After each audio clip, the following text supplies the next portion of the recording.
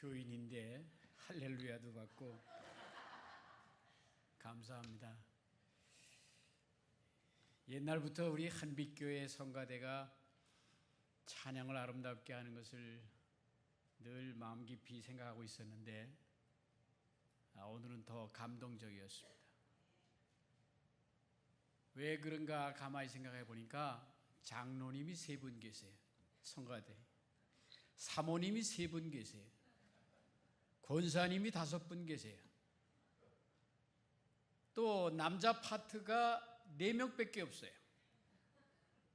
그런데 그렇게 잘해요. 하나님의 은혜죠. 정말 한빛교회는 축복받은 성가대에 비해 또 축복받은 성도님이라 그렇게 생각합니다. 오늘 찬양제에 여러분들 다시 다 가셔서 1등하는 모습을 보시고 더 기뻐하실 수 있기를 바랍니다.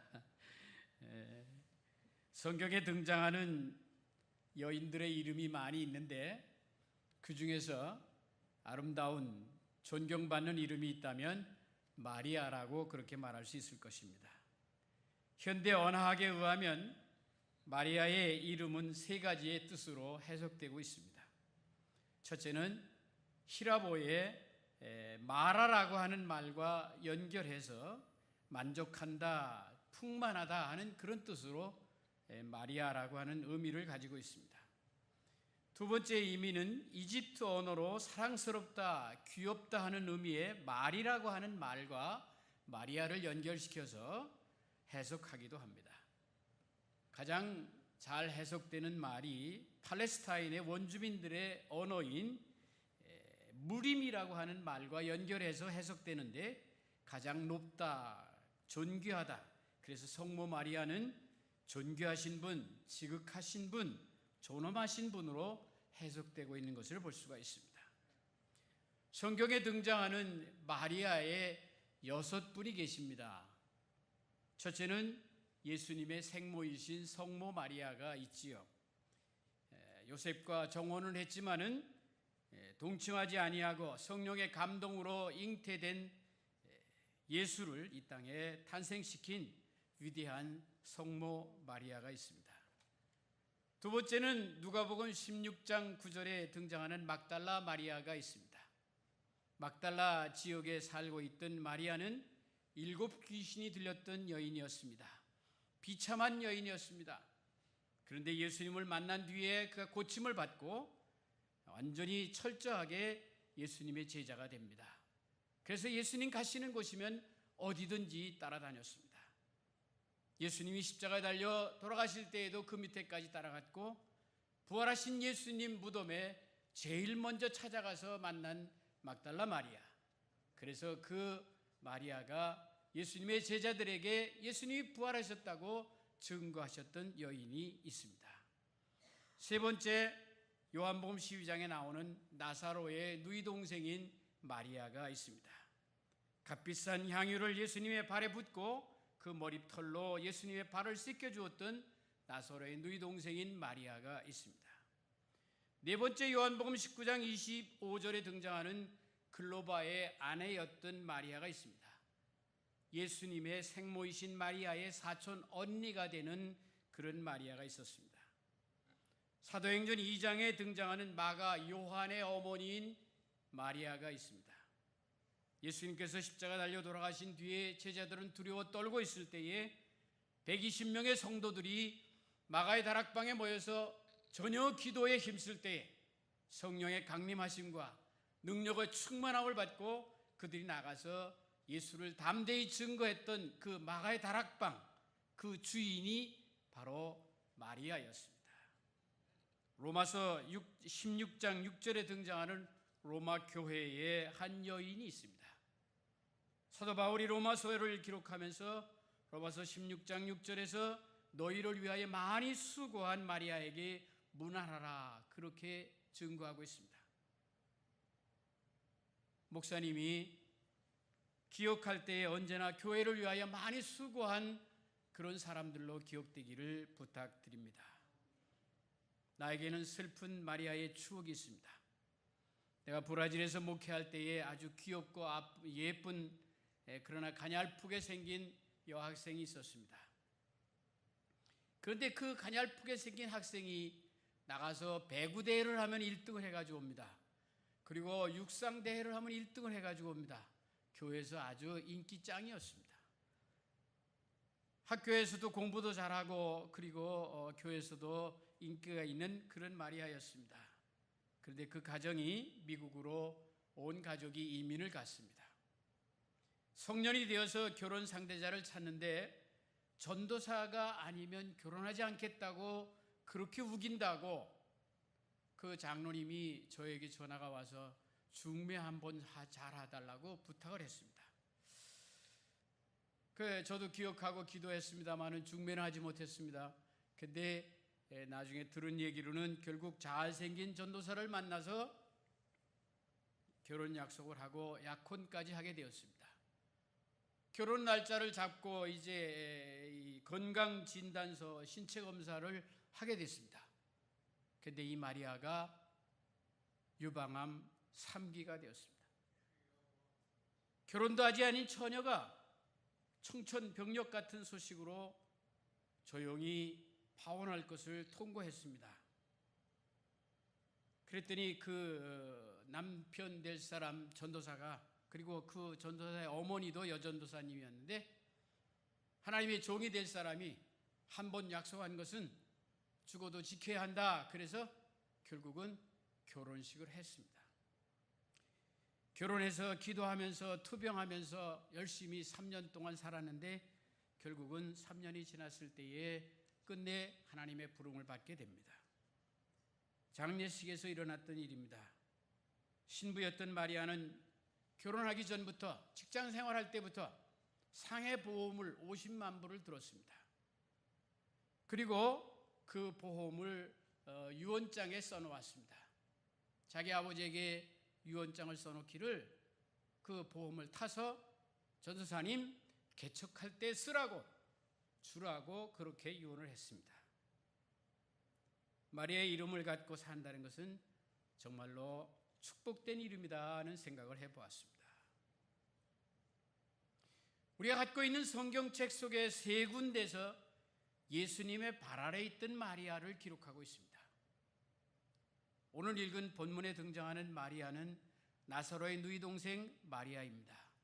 그가 예수님 발 아래서 그가 예수님의 말씀을 받던 그 모습을 통해서 오늘 우리들에게 하나님이 들려주시는 메시지가 있습니다. 예수님이 3년 동안 공생애를 보낼 때 가끔 찾아가서 쉴 수 있었던 곳이 한 곳, 나사로 3남매의 집이었습니다. 오늘날 우리 집에 예수님이 방문하신다면 나는 어떻게 할 것인가 한번 생각해 보시기 바랍니다. 목사님이 신방하기 기뻐하는 집, 예수님이 무시로 방문해도 좋은 가정, 쉼이 있고 대화가 있고 그리고 기도 제목이 있는 가정, 여러분들은 그런 가정이시기를 바랍니다. 오늘 본문에서 마르다는 분주하게 예수님을 대접할 음식을 준비하고 있었습니다. 그러나 마리아는 예수님의 발 앞에 앉아서 예수님의 말씀을 듣기를 기뻐했습니다. 마르다가 마리아의 하는 모습이 괘씸해서 예수님에게 부탁합니다. 빨리 마리아더러 나를 좀 도와서 예수님 잡수실 음식을 준비하는데 돕게 해달라고 하니까 예수님이 말씀하십니다. 좋은 편을 선택했으니 어찌 가겠느냐, 그렇게 말씀했어요. 오늘의 메시지는 뭘까? 나는 좋은 편을 선택한 사람인가 하는 것입니다. 무엇이 좋은 편입니까? 말씀 듣기를 선택할 수 있어야 할 것입니다. 하나님의 말씀 안에 모든 문제 해결 방법이 있습니다. 우리가 하나님 말씀을 많이 봤습니다. 그러나 그 말씀을 기억하지도 아니하고 그리고 다시 생각하지도 아니하고 생활에 적용하지도 않는다는 사실입니다. 우리가 제일 먼저 해야 할 일은 하나님의 말씀을 가까이 하는 일입니다. 하나님 말씀을 마음판에 새기고 그 마음판에 새긴 말씀을 다시 생각하고 내 생활 속에 적용시킨다면 그 말씀이 살아서 운동력이 있기 때문에 내 삶을 바꿔놓고 내 인생을 바꿔놓는다는 사실입니다. 말씀을 가까이 하는 사람은 예수님을 가까이 하는 사람입니다. 말씀을 저버리는 사람은 예수님을 대적하는 사람입니다. 하나님도 말씀했습니다. 하나님을 가까이 하는 사람은 하나님께서 그를 가까이 하시겠다고 했습니다. 하나님의 말씀을 가까이 하는 사람이 하나님을 가까이 모시는 사람이라는 사실을 잊지 마시기 바랍니다. 지난주일 박 목사님 설교하신 설교 제목이 뭔지 아시는 분 손들고 한번 얘기해 보세요. 아주 쉬운 거였기 때문에 다 아실 줄 알았는데, 예, 김양자 원사님만 손들었어요. 성도입니까? 얼마나 쉬운 제목이었어요. 근데 우리들이 설교를 많이 듣는데 사실은 그 설교 말씀을 다시 생각하고 내 생활 속에 적용시키면서 살지 않는다는 이러한 문제 우리 가운데 있어요. 우리 한빛교회 성도들은 하나님 말씀 듣고 순종하기에 목숨 걸고 사시기를 예수 이름으로 축복합니다. 하나님의 말씀을 많이 아는 것보다는 조금 알지만은 그러나 그 말씀을 붙잡고 사는 사람이 하나님의 능력 속에 살아갈 수가 있습니다. 요한복음 11장 17절로 33절에 있는 말씀 가운데서 예수님의 발 아래에 있던 마리아의 모습을 발견할 수가 있습니다. 오늘 우리 믿음으로 그 말씀을 다시 한번 읽겠습니다. 여러분 주보에 기록된 요한복음 11장 25절로부터 27절 말씀을 다 같이 읽겠습니다. 시작. 예수께서 가라사대 나는 부활이요 생명이니 나를 믿는 자는 죽어도 살겠고 무릇 살아서 나를 믿는 자는 영원히 죽지 아니하리니 이것을 내가 믿느냐? 가로되 주여 그러하외다. 주는 그리스도시요 세상에 오시는 하나님의 아들이신 줄을 내가 믿나이다 그랬어요. 이게 믿음 고백이에요. 내가 예수를 믿는데 예수님이 어떤 분인가? 믿음 고백이에요. 예수님은 나를 위하여 죽으신 나의 구세주입니다. 그렇게 고백하고 하나님의 아들이신 것을 내가 믿습니다. 이 두 가지가 포함되어서 고백하고 믿고 사는 사람은 영원히 죽지 아니하고 하나님 나라에서 영생을 누린다고 그렇게 약속해 주신 말씀이에요. 이 말씀을 통해서 마리아와 마르다는 자기 오빠 나사로가 죽었을 때에 슬퍼서 괴로워하면서 예수님이 여기 계셨더라면 우리 오빠가 죽지 않았을 텐데 그렇게 말할 때에 예수님께서 하신 말씀이에요. 그랬을 때에 마리아는 믿습니다 하고 그렇게 신앙 고백했어요. 그 슬퍼하는 마리아와 마르다를 보시고 예수님께서도 마음에 민망히 여기시고 나사로의 무덤에 가서 나사로야 나와라 해서 나사로를 살려주셨던 사건이 요한복음 11장에 기록된 말씀입니다. 거기서도 마리아는 예수님의 발 아래 앉아서 예수님의 이 말씀을 들었어요. 나는 부활이요 생명이니 나를 믿는 자는 죽어도 살겠고 무릇 살아서 나를 믿는 자는 영원히 죽지 아니하리라. 네가 믿느냐? 믿는다고 말만 한 것이 아니라 그렇습니다. 주는 그리스도시요 세상에 오시는 하나님의 아들이신 걸 내가 믿습니다. 이렇게 신앙 고백했어요. 그것은 곧 그의 믿음을 예수님이 확인하신 거예요. 여러분들은 예수님을 어떻게 믿고 계세요? 좋은 친구? 나를 사랑해 주시는 분? 나와 함께 하시는 분? 다 맞아요. 그러나 중요한 것은 내가 죽을 자리에서 예수님이 대신 죽어서 나를 살려주신 분, 그게 구세주라는 뜻이에요. 그리고 하나님의 아들로서 이 땅에 오신 나의 왕, 나의 주님 고백할 수 있어야 돼요.